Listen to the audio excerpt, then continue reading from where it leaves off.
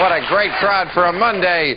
What a thing. And I know why you're happy, because things have sort of gotten back to normal after the Monica thing last week. President Clinton is out of the country.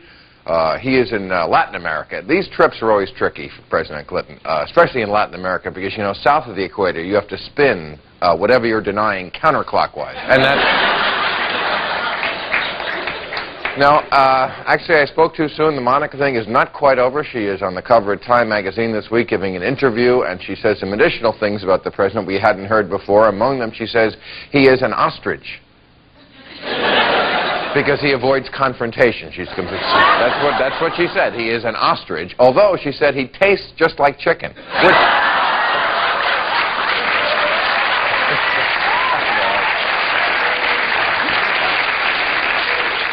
oh, poor Monica. She's enjoying it, and I think we see that. She's in England now. She had a little trouble. She was mobbed by photographers, went away in tears when she was coming into Harrods to sign her book. But they suspected it maybe because she has a little bit of a troubled past with England, because in high school her nickname was the Princess of Wales. And...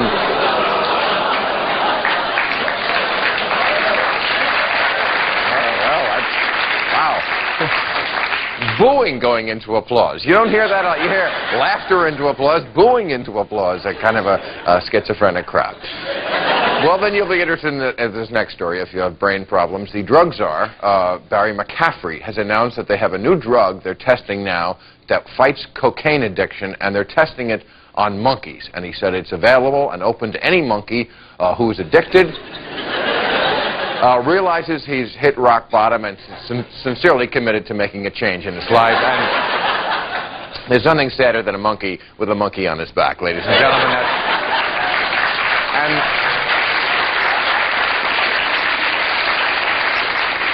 And finally, certainly not to make light of this, but I did want to mention this on the show because a truly great American has died. Joe DiMaggio, I think you all know that. He passed away, 84, had a great long life, and this is somebody everybody should look up to. This is the kind of person.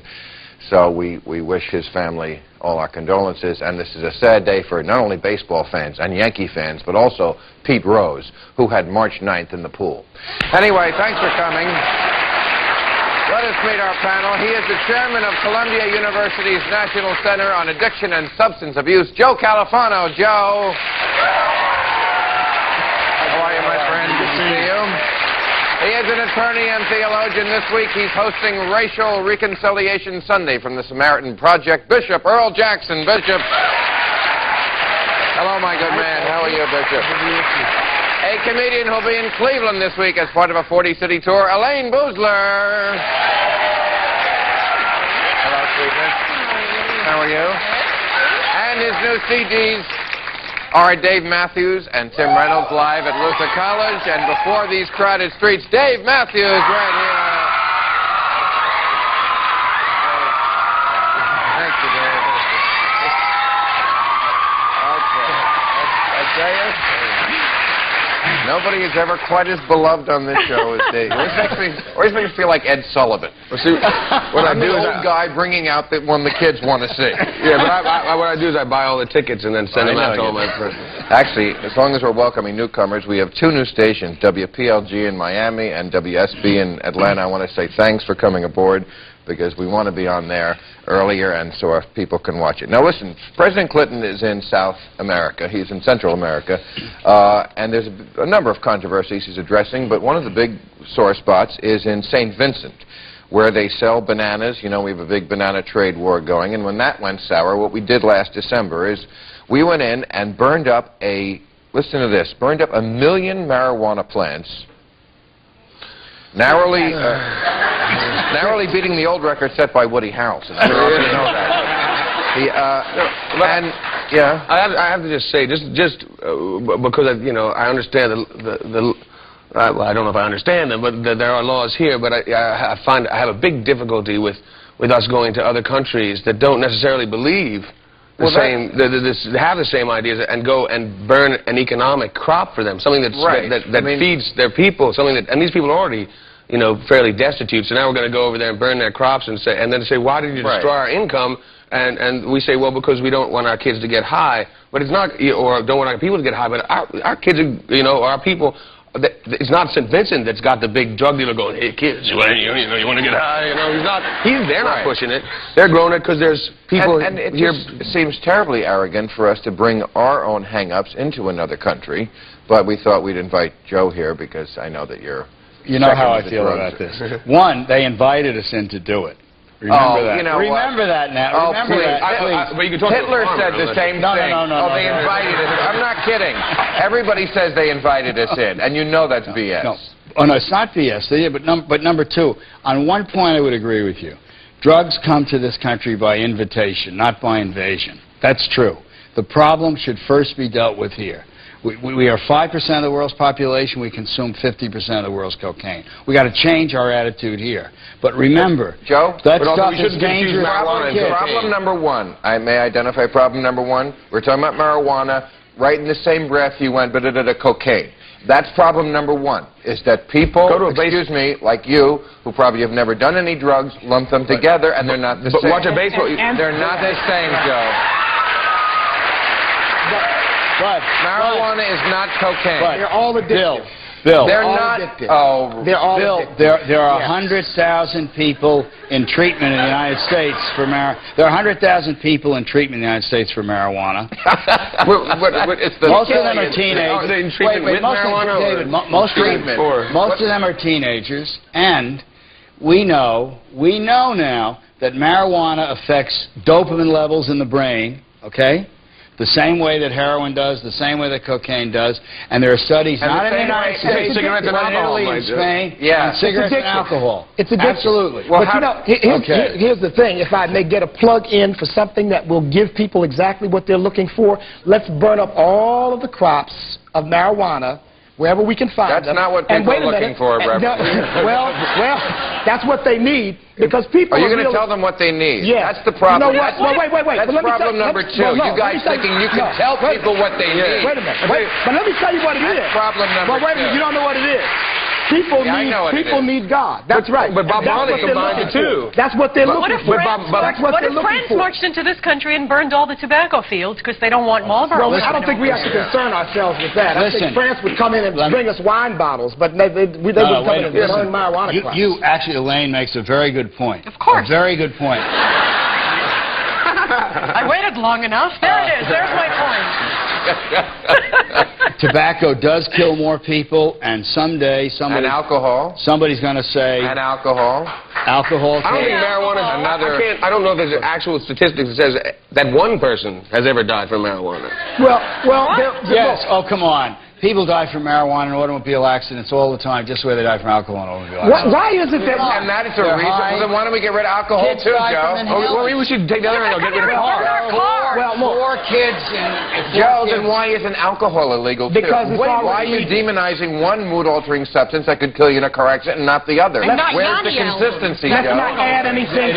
The point is, let's not add anything to the mix. I mean, we've already got alcohol. Let's leave the hypocrisy where it is. Well, let's just stop where we are. Yeah, maybe. Well, isn't that unfair? Well, look, why don't we include LSD? No, but let's see.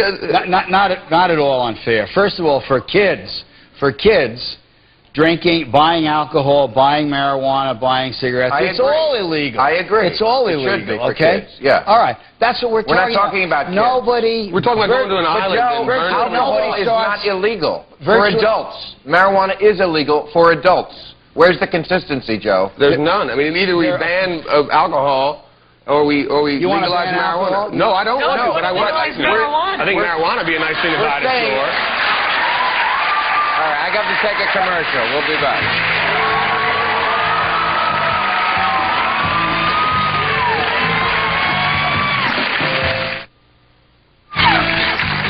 Join us tomorrow when our guests will be Pat Boone, Jackson, Garcelle Beauvais, and Wayne Allen Root. All right, I want to get back to the question about consistency with pot and alcohol. But first, your group, Joe, the National Center on Addiction and Substance Abuse, and I think we all agree, no one is for addiction or substance abuse.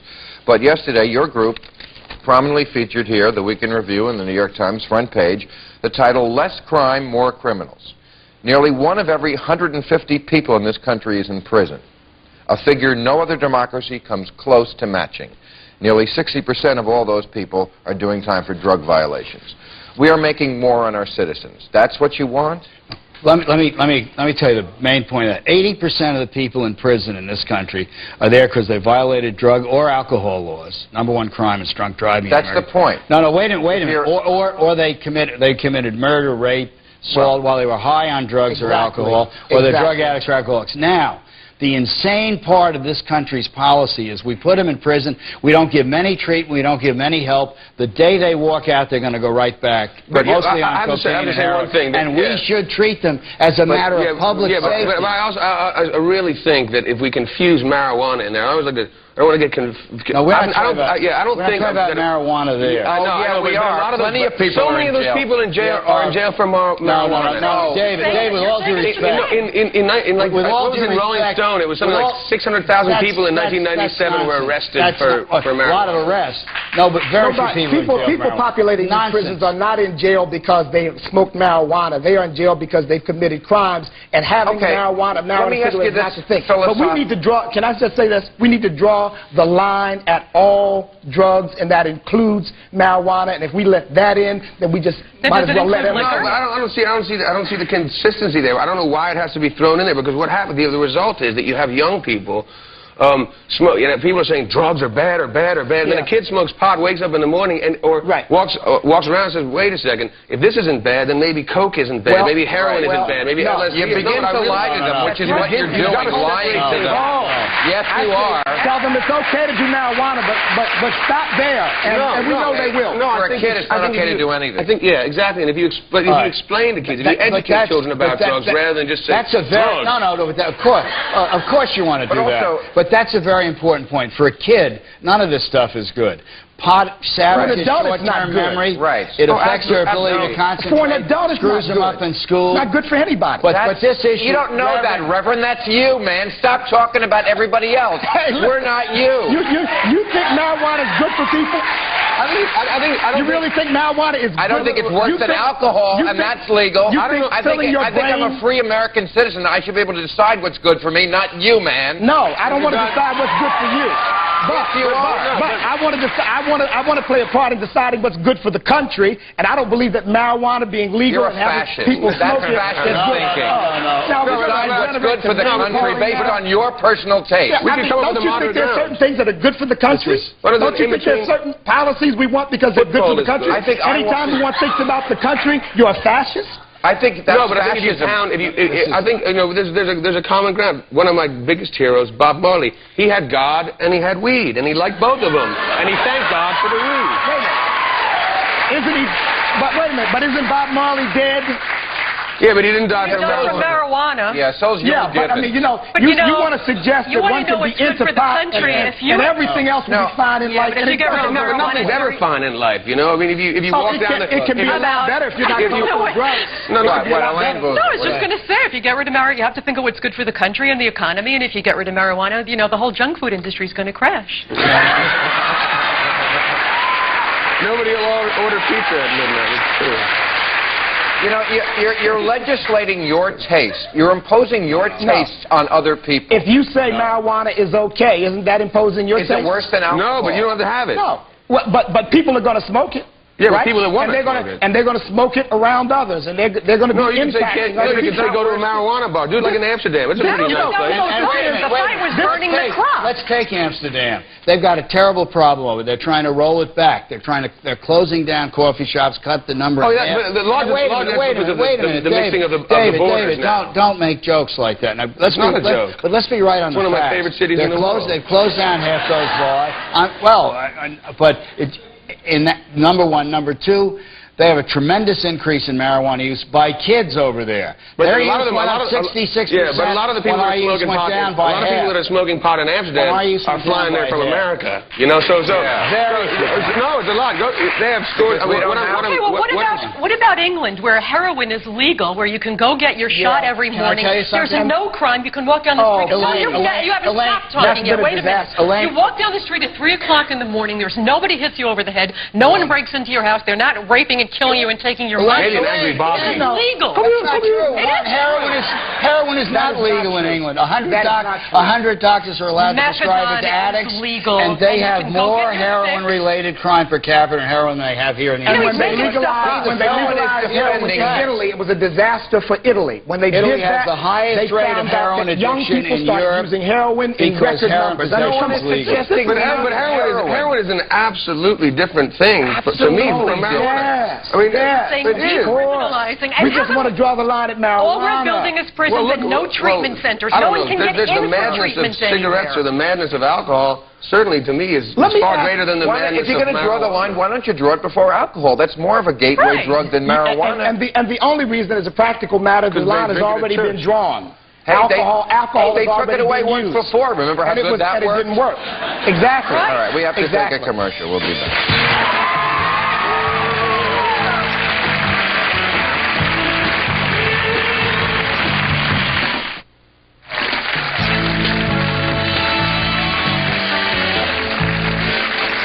All right, we're talking about the relative merits or demerits of liquor and marijuana. Now, another controversy involving this is the wine labels.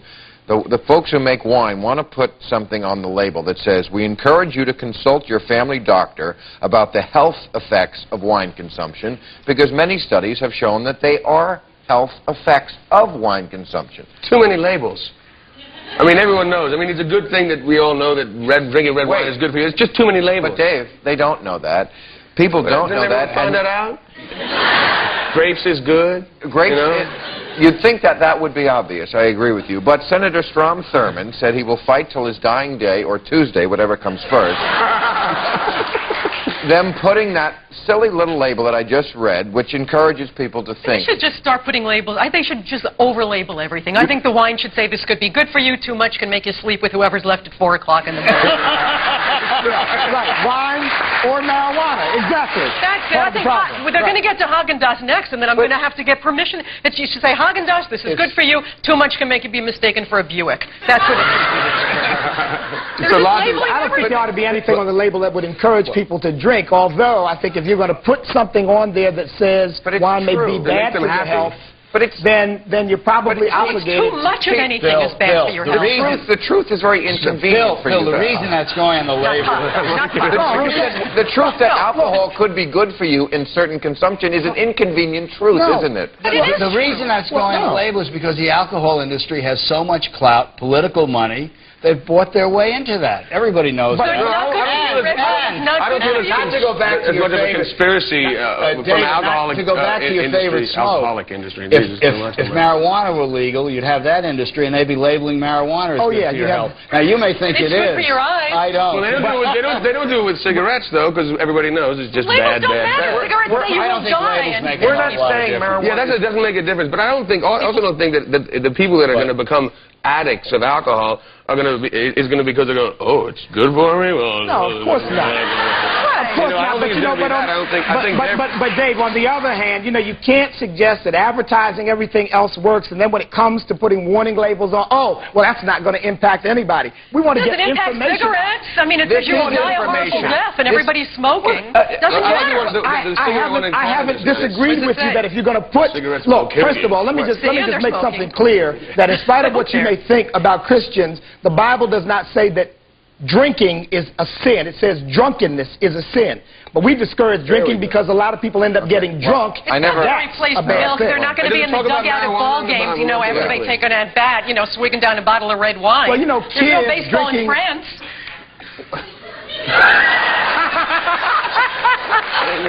Whatever.